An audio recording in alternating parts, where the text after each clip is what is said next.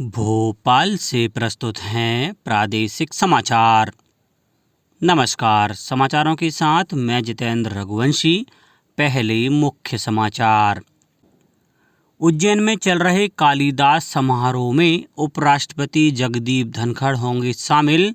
9 दिवसीय समारोह में कालिदास अलंकरण भी प्रदान किए जाएंगे। श्योपुर और बुधनी सीटों पर चुनाव प्रचार का शोर थमा, बुधवार को होगा मतदान। ग्वालियर में सूचना प्रौद्योगिकी इकाइयों को प्रोत्साहन दिया जाएगा, मुख्यमंत्री मोहन यादव ने की घोषणा। और नशा मुक्ति पुरस्कार के लिए 18 दिसंबर तक आवेदन मंगाए गए। अब समाचार विस्तार से।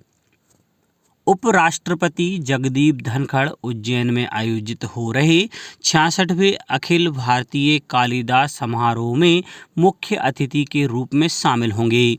रविवार से शुरू हुआ समारोह 18 नवंबर तक चलेगा। इस दौरान महाकवि कालिदास के साहित्य में पंच महाभूत विमर्श पर आधारित राष्ट्रीय शोध संगोष्ठी के अलावा सांस्कृतिक कार्यक्रम होंगे। 13 नवंबर को राष्ट्रीय शोध संगोष्ठी और पंडित सूर्यनारायण व्यास व्याख्यान माला का आयोजन किया जाएगा। इसके बाद शाम 7 बजे शास्त्र धर्मी शैली पर आधारित तथा पारंपरिक शैली से प्रेरित नृत्य नाटिका का प्रस्तुतिकरण होगा। इस वर्ष 2022-23 के लिए कालिदास अलंकरण से भी विभूतियों को सम्मानित किया जाएगा। रविवार को मंगल कलश यात्रा निकाली गई और कालिदास अकादमी में नांदी भक्ति संगीत का कार्यक्रम हुआ। 11 राज्यों की 33 विधानसभा और केरल की वायनाड संसदीय सीट पर उपचुनाव के लिए प्रचार अभियान समाप्त हो गया। इनमें प्रदेश की श्योपुर जिले की विजयपुर और सीहोर जिले की बुधनी सीट शामिल है। अंतिम दिन जोरदार प्रचार अभियान के बाद शाम को प्रचार अभियान थम गया। श्योपुर जिले के विजयपुर विधानसभा क्षेत्र के उपचुनाव में भाजपा प्रत्याशी राम निवास रावत के समर्थन में मुख्यमंत्री डॉक्टर मोहन यादव ने एक सभा को संबोधित किया। साथ ही कई अन्य प्रचार कार्यक्रमों में हिस्सा लिया। वहीं कांग्रेस की ओर से विजयपुर विधानसभा में पार्टी के प्रदेश अध्यक्ष जीतू पटवारी ने जनसंपर्क किया और मड़ा, इटवई, विजयपुर सेक्टर की बैठक में कांग्रेस जनों से बूथ स्तरीय तैयारियों के संदर्भ में चर्चा की। सीहोर जिले के बुधनी उपचुनाव में राजनीतिक दलों ने अपनी पूरी ताकत प्रचार में झोंकी। न्यायमूर्ति संजीव खन्ना ने भारत के 51वें मुख्य न्यायाधीश के रूप में शपथ ग्रहण की। राष्ट्रपति द्रौपदी मुर्मू ने राष्ट्रपति भवन में एक समारोह में उन्हें मुख्य न्यायाधीश के रूप में शपथ दिलाई। न्यायमूर्ति संजीव खन्ना ने न्यायमूर्ति DY चंद्रचूड़ का स्थान लिया है, जो रविवार को सेवानिवृत्त हो गए। इस समारोह में उपराष्ट्रपति जगदीप धनखड़, प्रधानमंत्री नरेंद्र मोदी, कई केंद्रीय मंत्री और सर्वोच्च न्यायालय के न्यायाधीश सहित अन्य लोग शामिल हुए। प्रधानमंत्री नरेंद्र मोदी ने न्यायमूर्ति संजीव खन्ना को भारत के सर्वोच्च न्यायालय के प्रधान न्यायाधीश के रूप में शपथ लेने पर शुभकामनाएं दी। प्रदेश के मुख्यमंत्री डॉक्टर मोहन यादव ने न्यायमूर्ति संजीव खन्ना को देश के 51वें मुख्य न्यायाधीश के रूप में शपथ ग्रहण करने पर प्रदेशवासियों की तरफ से हार्दिक बधाई और शुभकामनाएं दी। वन अधिकार अधिनियम 2006 के तहत प्रदेश में अब तक 2,75,352 से अधिक व्यक्तिगत वन अधिकार दावे मान्य किए गए हैं। इसके अतिरिक्त 29,996 सामुदायिक वन अधिकार दावों को भी मान्यता प्रदान की गई है।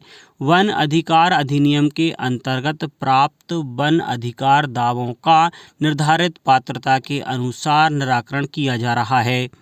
वन अधिकार अधिनियम में प्रदेश में अब तक 792 वन ग्रामों को राजस्व ग्राम में परिवर्तन कर दिया गया है। इसके लिए संबंधित जिला कलेक्टरों द्वारा विधिवत अधिसूचनाएं भी जारी कर दी गई हैं। केंद्रीय जनजातीय कार्य मंत्रालय के निर्देश अनुसार वन अधिकार अधिनियम के पोटेंशियल एरिया की मैपिंग के लिए प्रदेश के सभी जिलों का FRA एटलस भी तैयार कर लिया गया है। प्रदेश में मतदाता सूचियों में संशोधन की प्रक्रिया चल रही है। 29 अक्टूबर से मतदान केंद्रों पर मतदाता सूचियों का प्रकाशन किया गया है।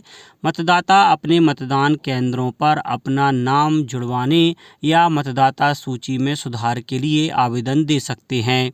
पन्ना जिले में मतदाता सूची में नाम जुड़वाने रविवार को भी विशेष कैंप लगेगा। जिले में 29 अक्टूबर से 28 नवंबर 2024 तक कार्यालयीन समय में प्रत्येक मतदान केंद्र में नियुक्त BLO द्वारा दावा आपत्ति प्राप्त करने की कार्यवाही की जा रही है। आयोग के निर्देशानुसार 9 एवं 10 नवंबर को मतदान केंद्रों पर मतदाता सूची में नाम जुड़वाने के लिए विशेष कैंप लगाया गया था।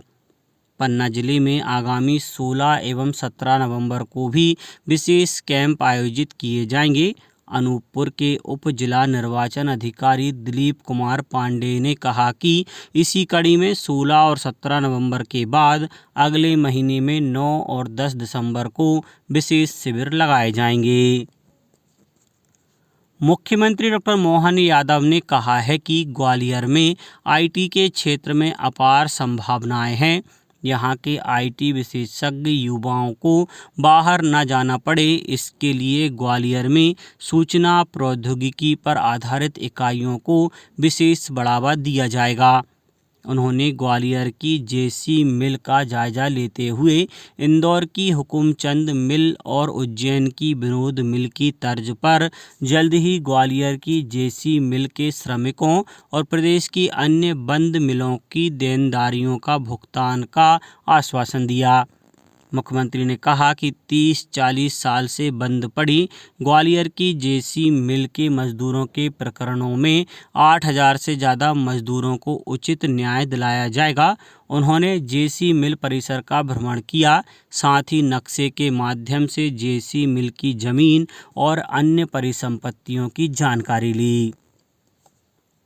केंद्रीय सामाजिक न्याय और अधिकारिता मंत्री वीरेंद्र कुमार ने कहा है कि नशे से युवा गुमराह हो रहे हैं और समाज में बुराइयां आ रही हैं।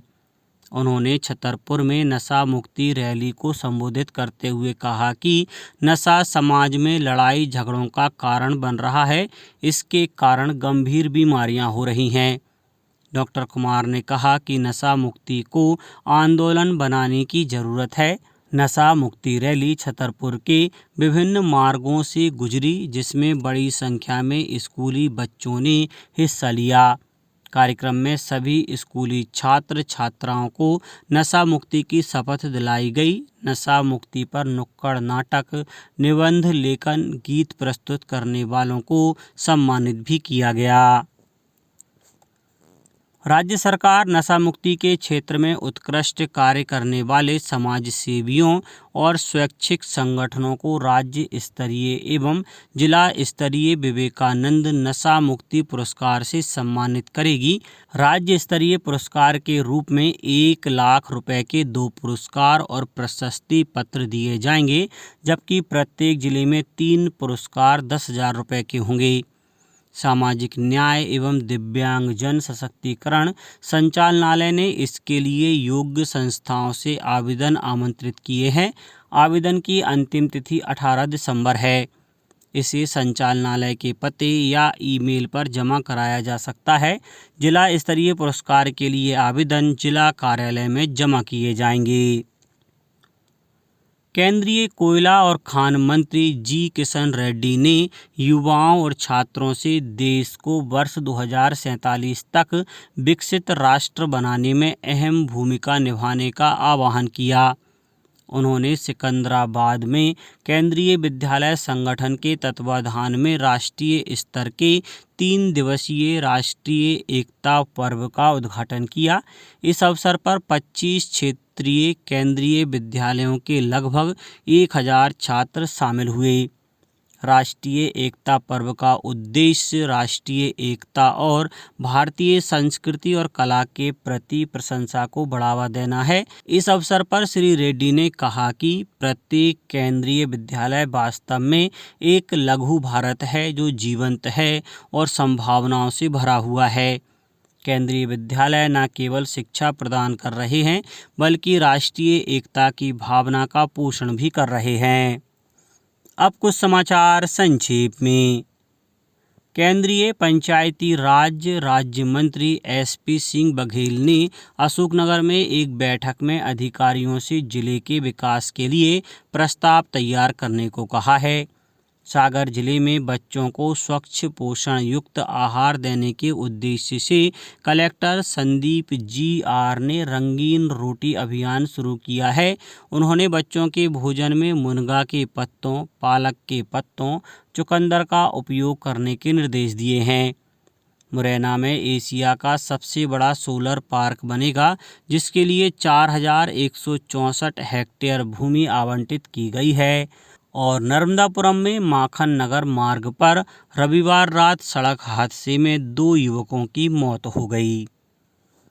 अंत में मुख्य समाचार एक बार फिर।